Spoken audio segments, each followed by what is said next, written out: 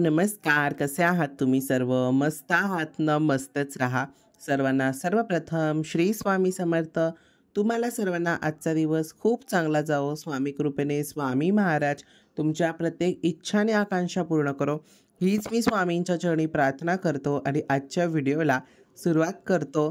तर नेहमीप्रमाणे माझा नेहमी एक प्रयत्न असतो की तुमच्या सर्वांसोबत एक छान असा मस्त व्हिडिओ शेअर करू, की तो व्हिडिओ तुम्हाला सर्वांसुद्धा माहिती पडेल किंवा त्यामधून सुद्धा तुम्हाला काहीतरी माहिती मिळेल किंवा त्याच्यातून काहीतरी एक नवीन गोष्ट तुम्हाला समजेल. तर असंच माझं नेहमी काहीतरी व्हिडिओ करण्याचे प्रयत्न असतात.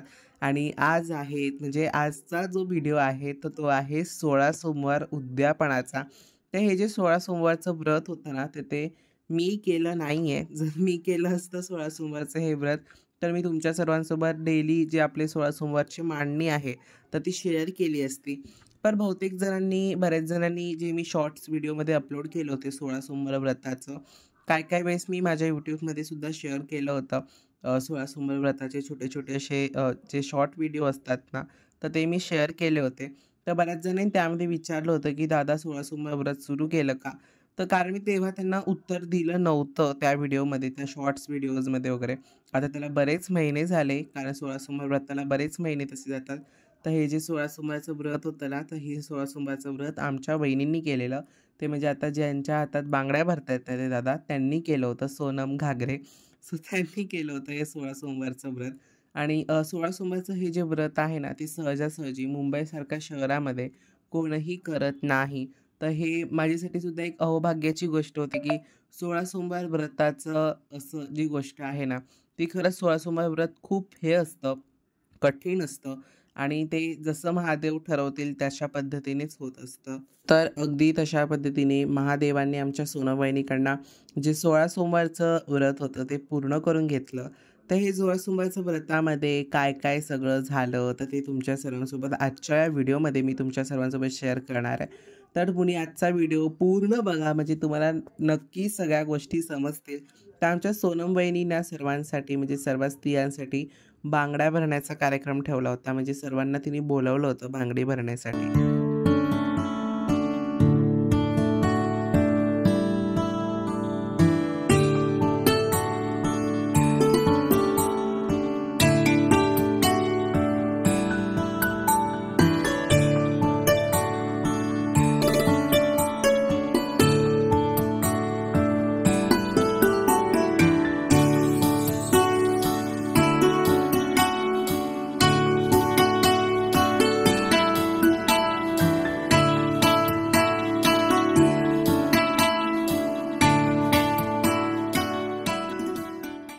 त्याच्यानंतर मग हा व्हिडिओ आहे, की तो म्हणजे संडेचा. म्हणजे 16 सोमवारच्या व्रताच्या दिवशी हे उद्यापन असतं, म्हणजे सोमवारचं उद्यापन असतं 16 सोमवारचं. तर सोमवारीच हे उद्यापन करायचं असतं. तर हा सगळं हे जे आहे ते रविवारचं आहे, आदल्या दिवशीचं. मला रांगोळीचं असं काहीच पॉईंट त्यामध्ये माहिती नव्हता, की 16 सोमवारमध्ये मी काय काढू शकतो आणि काय नाही. तर हा आहे ना, वहिनी, आता सोनम वहिनी आहे ना, ती आमच्या बाजूच्या विंगमध्ये राहते. सो आमचं जे घर आहे ते थोडंसं डिस्टन्सवरती आहे. म्हणजे म्हणजे मी माझ्या दाराची इथे आलो तरी त्यांचं दार मला दिसतं आणि ते लोकं जरी त्यांच्या दारात आले तरी त्यांना माझं घर दिसतं. तर असे आम्ही एकदम क्लोज जवळ राहतो. तर म्हणून तेवढ्यात आमचे बॉन्डिंग चांगले आहेत. तर म्हटलं की आपण काहीतरी असं एक मस्त पॉईंट करूया तिकडे, की हा एंट्रन्स होता त्यांच्या फ्लोअरचा. तर म्हटलं की काय करूया तिथे? तर मी म्हटलेलं की तिथे रांगोळी काढूया. तर म्हणूनच ते छान एक बेस तिथे मी तयार करून घेत होतो. मला रांगोळीचं एवढं काही हे माहिती नाही. रांगोळी तशी मी काढतो चांगली, पण ती कशी मला बघून नीट काढता येते. त्याचं स्वतःचं म्हणजे स्वतःचं हे करून एवढं मला त्यात जमत नाही. रांगोळीमध्ये तर एवढं काही मला पॉईंट म्हणजे डिझाईन्समध्ये वगैरे जमत नाही. पण त्याचबद्दल तुम्ही मला बोलाल देवांना सजवण्यामध्ये, तर त्याच्यात डिटेल गोष्ट माझी जमते. मग त्याच्यानंतर हा आहे रविवारचाच व्हिडिओ आहे. हे सगळं आदल्या दिवशी तर तुमच्या सर्वांसोबत मी शेअर करतो आहे, की ते म्हणजे सोनम वहिनी आली होती आमच्या घरी. तर त्यांनी मेहंदी काढायची होती तिला दोन्ही हातावरती.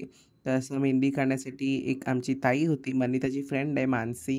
सो ती आली होती. तर ती अशी छान मस्त मेहंदी काढून देत होती. आणि ह्या सगळ्यांना हे सगळं जे चालू असताना सोनम वहिनी आमची 2 मिनिटासाठी सुद्धा शांत नव्हती बसत. तिला नुसतं घरी पडलेलं की सगळे झोपले का, सगळ्यांचं काय चाललंय. तर हे आहे तिचं घर. तर इकडे आता सर्व जे गुरुजी आहेत ना, ते गुरुजी आदल्या दिवशीच आले होते. तर त्यांनी हे एवढे मस्त छान चौरंग वगैरे काय-काय सगळं असं गोळा केलं आणि मग त्यांना नीटनेटकं ते माप घेऊन वगैरे करून काय-काय कपडा वगैरे सगळं ॲडजस्टन करून त्याने नीटनेटकं छान असं बांधलं. हे गावचे गुरुजी सोनम वहिनीने मागवले होते चिपळूणवरून. म्हणजे ते आले होते तिच्या माहेरचे. तर असं नीटनेटकं छान आणि त्यांनी पूजा पण एक नंबर केली. तुम्हाला पुढे-पुढे दिसेल कसं काय होईल त्याच्यावरती तुम्हाला पुढे-पुढे दिसणारच आहे. कारण काही-काही वेळेस असं काही गोष्टी शेअर करायला राहून जातात किंवा काही-काही वेळेस राहतात किंवा जरी शूट केलं तरी ते व्लॉगमध्ये ॲड करायचं राहून जातं. असं बऱ्याचदा होतं. पण ह्या व्लॉगमध्ये तसं अजिबात नाही आहे. कारण जेवढं जमलं मी तेवढं शूट केलं आहे आणि जसं मला होतं तसं एडिट केलं आहे तुमच्या सर्वांसाठी. आणि मला पण वाटलं की तुमच्या सर्वांना हे जे 16 सोमवार महादेवाचं जे व्रत आहे, तर त्याचंसुद्धा तुम्हाला सर्वांना दर्शन व्हावं. तर हा बरेच दिवसाआधी व्लॉग म्हणजे पूजा होऊन गेली आणि त्याच्यानंतर बरेच दिवसानंतर मे बी 2 ते 3 आठवड्यानंतर हा मी व्हिडिओ व्हॉईस ओव्हर करतोय. मी पूर्ण व्हिडिओ एडिट करून ठेवला होता. त्यामध्ये आपली संक्रांत येऊन गेली आणि बाकीचं अशा काय-काय सगळ्याच गोष्टी येऊन गेल्या. त्याच्यानंतर सोनम वहिनी आमच्याकडे येऊन मेहंदी काढायला बसली होती आणि तोपर्यंत दादाने वगैरे दादा होते, काका होते म्हणजे असे खूप जणं होती. तर त्याच्यासाठी सर्व अशी छान मस्त लाइटिंग चालू होती करण्याचं, लाइटिंगचं काम चालू होतं. बघा ह्या दादांनी मस्त अशी छान लाइटिंग केली आहे. जेव्हा सत्यनारायणाची पूजासुद्धा होती ना, तेव्हासुद्धा दादांनी अशी छान मस्त लाइटिंग केली होती. तशी पूर्ण छान नंतर तुम्हाला मी ग्लॅम दिले आहेत कसं-कसं, काय-काय केलं आहे ते. तर हे जे आपलं उद्यापन होतं, तर हे सोमवती अमावस्येच्या दिवशी होतं. म्हणजे सोमवती जी अमावस्या आहे, अर्थात त्या दिवशी मार्तंड भैरवाचा सुद्धा दिवस असतो असं म्हणतात. तर हे बघा इथे अशी छान मी साधी सोपी मस्त अशी रांगोळी काढली. तर त्या दिवशी हे उद्यापन होतं. तर त्या दिवशीची माझी पूजा म्हणजे मी छान असं मंदिर सजवलं होतं. ते सुद्धा तुम्हाला दाखवतो. तर मग चला.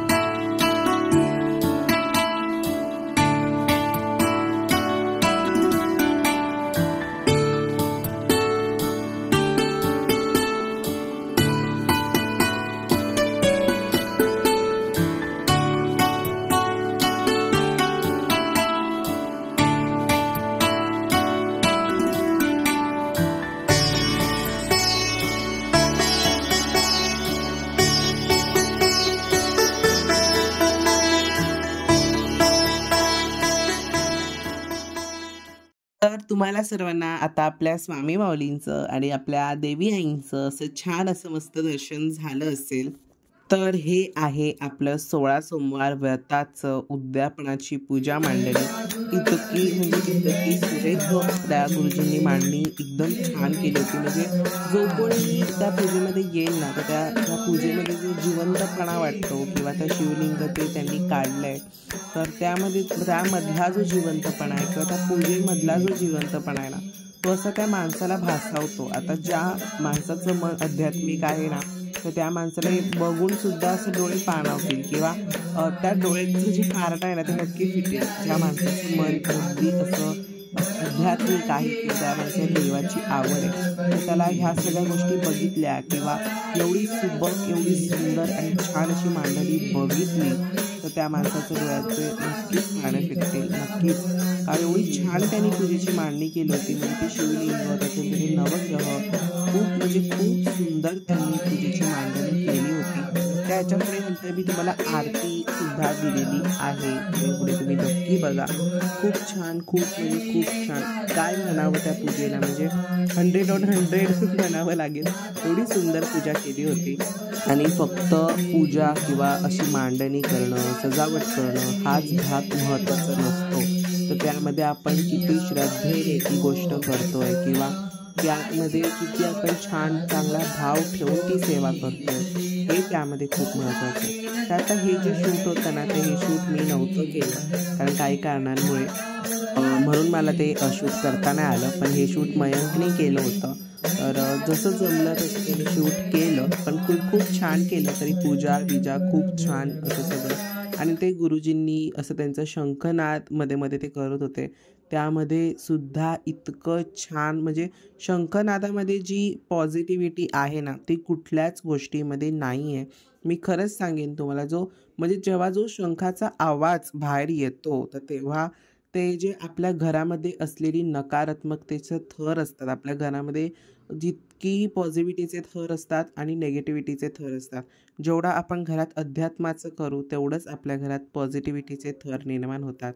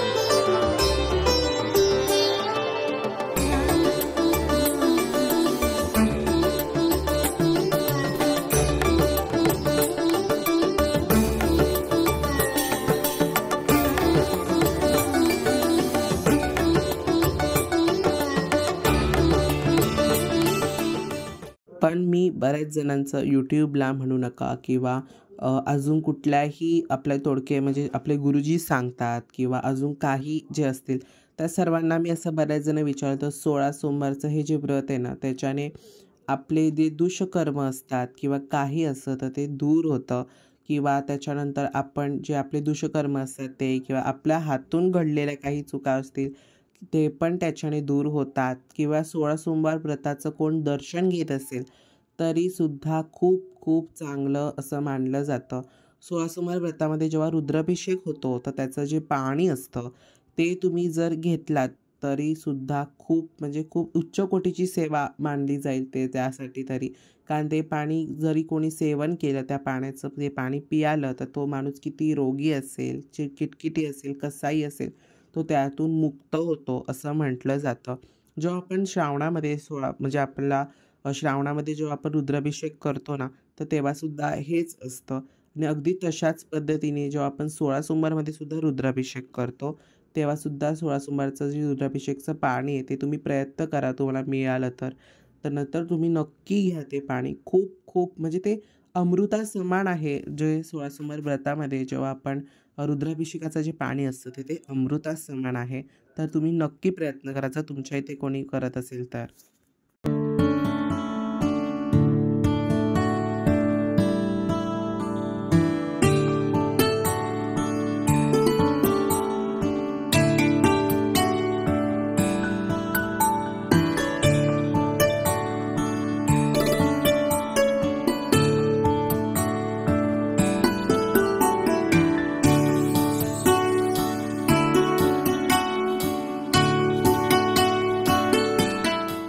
त्याच्यानंतर मग सर्व जे 16 जोडपी होते त्यांचं पाय धुतले वगैरे ते सर्व झालं आणि मग त्याच्यानंतर सर्व असे जे 16 जोडपी आहेत त्यांना जेवायला घालायचं असतं. तर अगदी सर्वांना मग सोनम वहिनी आणि दादा अशी फुलं देत होती. म्हणजे त्यांची पूजा करायची असते आणि म्हणजे ते स्तोत्र मंत्र बोलून त्यांना फुलं द्यायची, त्या गोष्टीचा मानपान द्यायचा. त्याच्यानंतर ह्यामध्ये 16 जोडप्यांमध्ये माझे मामा-मामी आले होते. त्याच्यानंतर माझे आई-वडील होते. त्याच्यानंतर बरेच जणं होती 16 म्हणजे 16 जोडपी आपल्याला लागत असतात. ते म्हणजे मामा-मामी